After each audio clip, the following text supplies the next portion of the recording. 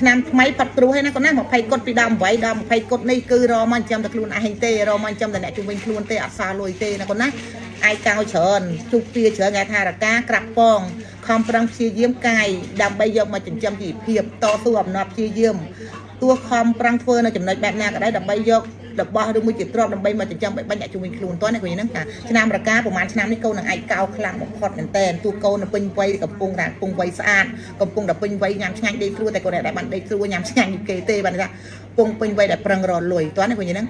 តាមពីក្មេងមកកូនអាចតែមានការចាក់ចេញពីស្រុកកំណើតនឿយហត់តាំងពីវ័យក្មេងតស៊ូអំណត់ព្យាយាមចាក់ចេញពីស្រុកកំណើតអាចជាមេគ្រួសារបានថាកូនឯងអាចគ្រប់កងគ្រួសារនឹងឬមួយកូនឯងអាចជាមេគ្រួសារដែលត្រូវឲ្យគ្រួសារនឹងពឹងពាក់លើកូនច្រើនណាកូនណា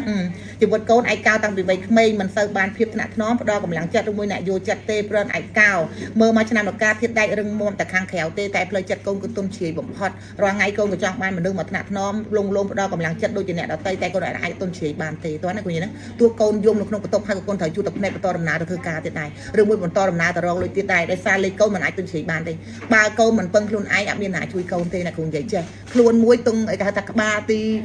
តីក្បាលពឹងខ្លួនឯងមានន័យថាខ្លួនទីពឹងខ្លួនណាបើកូនអត់ប្រឹងមានណាជួយកូនបានទេតើនេះគាត់និយាយហ្នឹងទោះកូនឈឺកូនជាពិបាកវេទនាក៏កូនត្រូវតែខំប្រឹងរកជំនួយមកចិញ្ចឹមអ្នកជួយខ្លួនដែរណាឆ្នាំរកាតតលេខ22ទៅ23បានកូនអាចធូរធាអាចនឹងជួបគូល្អឬមួយក៏មានលុយឬមួយក៏មានអ្នកដែលគេមានចិត្តបន់មកចិញ្ចឹមបីបាច់ផ្ដល់ជាជំនួយអីចឹងទៅតើនេះគាត់និយាយហ្នឹងទោះឥឡូវមានមែនតែកូនមិនទាន់បានជាធំដុំដែរតើនេះគាត់និយាយហ្នឹងទោះឥឡូវគេផ្ដល់ឲ្យកូនមែនតែគេគ្រាន់ឲ្យកូនចឹកនៅលើគេធុងកណាប៉ុន្តែអាស្រូវដែលមានពិតប្រកបគេឲ្យកូនចាក់ទៅក្នុងចង្អុកណាគេដួលមកដាក់ក្នុងធុងកូនចាក់បានតែរស់ទេតោះណាឃើញហ្នឹង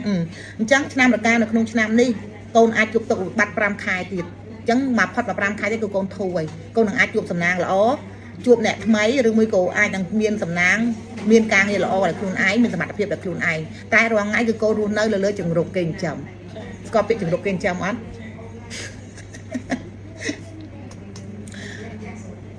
ណាកូនទ្រាំ5ខែទៀតហើយមនុស្សដែលកូនឯងចាំកូនរងថ្ងៃបែកកូនចង់សួរម៉ែថាគេផ្ដល់ជាជំនួយធំដុំអត់ណាកូននិយាយថាគេចាំកូនឲ្យតែមករស់ទេ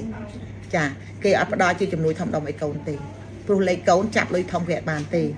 ទី1ស្រឡាញ់គេដំបូងចង់បានទ្រព្យដល់ស្រឡាញ់គេយូរទៅបងចិត្តបងកាយស្ម័គ្រស្មោះមួយគេទ្រព្យក៏លែងបានដែរបងតែខ្លួនទេថ្ងៃនេះយល់ណាគូនិយាយហ្នឹងអញ្ចឹងឲ្យខ្លួនឯងមានអារម្មណ៍ថាឯកោចង់ចាក់ចេញក៏ពិបាកចង់នៅក៏ពិបាកណាស់គេតែពេលខ្លះយើងអត់ដឹងថាទៅផ្លូវណាដែលល្អតើអ្នកគ្រូនិយាយតែអ្នកគ្រូនៅនិយាយទៀតបើ5ខែទៀតគេអញ្ចឹងហើយអត់ធាត់ហើយហើយមានរត់ហើយហើយមិនអាចងាប់ខ្លួនឯងបានទេព្រោះស្នេហារបស់កូនវាមិនមែនជាស្នេហាលក្ខណៈពេញលេញជាស្នេហាឆក់កទៀតអញ្ចឹងកូនអាចប្រើមនុស្សចេតនាថ្មោះបានទេណាហើយឆ្នាំនេះកូនទៅស្រោចទឹកចាញ់ឲ្យម៉ាក់ប៉ាស្រោចទឹកឲ្យណាសើមវិស័យឲ្យល្អសូមសេចក្តីសុខពរជ័យពីគាត់ហើយនឹងកូនជាផ្កាឈូកឲ្យបានទៅដាក់វត្តឲ្យបានប្រព័ន្ធវត្តដើម្បីបើកនៅពន្លឺទេពកូនវិញណាកូនណាទី3កូនចែកទានធ្វើបុណ្យឲ្យបានច្រើនតិចអញ្ចឹងធ្វើតាមសទ្ធាដែលកូនមាន100 200 1000 2000ខ្មែរធ្វើតាមបុណ្យមកយើងមានទៅហើយនឹងអាសាប្រឡែងសัตว์ដើម្បីឲ្យកូនឆាប់បានលៀបសំណាងល្អមានសេរីភាពបែរថាកូនដូចជាសัตว์មួយដែលគេក្រុងនៅក្នុងទ្រុងអញ្ចឹងតើអត់អញ្ចឹងបើកូនចង់មានសេរីភាពគឺកូនទៅប្រឡែងសัตว์ឲ្យបានច្រើនដើម្បីឲ្យកូនមានសេរីភាពដូចគ្នាហើយជីវិតកូនតិសាបតិនិតាបានន័យថាជាតួអង្គដែលមានអតីតជាតិជាពនាងបានតែធ្លាក់ខ្លួនកាយមកដល់ឋានកដាដែលមាននិស័យនៅផលកម្មការប៉ះនៅចំណងការរក្សាបានន័យថាមកដល់ជាតិនេះកូនអាចប៉ះចំលើរូបរាងស្អាតបាតប៉ុន្តែកូនកាក់មកចំលើគ្រួសារប្រជុំមែនអត់គ្រួសារប្រជុំឲ្យតៃតាវទៀតកំសត់តវយ៉ាទៀតមែនអត់បន្ទាប់មកកូនពេញវ័យដឹងក្តីកូនអាចមានអនាគតល្អតែកូនមិនទាន់មានគូល្អកូនអាចមានខកចិត្តរឿងមួយប៉ះចំជាស្រីគេចិញ្ចឹមទៀតមានអញ្ចឹងអត់អញ្ចឹងជីវិតកូនគេហៅថាផ្ការាត្រីបើកូនអត់ចង់ឲ្យជួបចត់ជីវិតការរាត្រីកូនឯងមានតកាយនៅដួងកែវកំណើតរបស់ខ្លួនឯងពីអតីតជាតិផ្ដាច់នៅប្រចាំកម្មពីចាញ់សើមរិស័យហងស៊ុយថ្មី